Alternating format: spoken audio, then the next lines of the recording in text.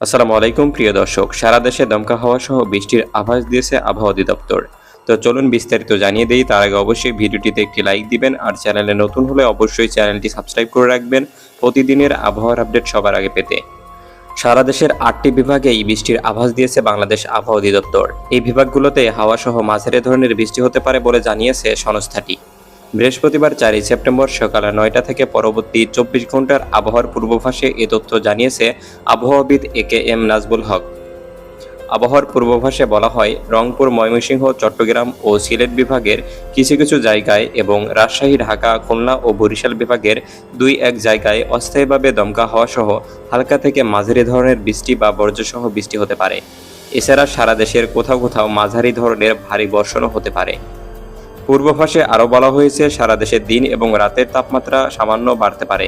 বর্তমানে ঢাকায় বাতাসের গতিবেগ ঘন্টায় ১০ থেকে ১৫ কিলোমিটার, যা দক্ষিণ বা দক্ষিণ পূর্ব দিক থেকে বইছে। আজ সকাল ৬টায় ঢাকার বাতাসের আপেক্ষিক আর্দ্রতা ছিল ৯৩%।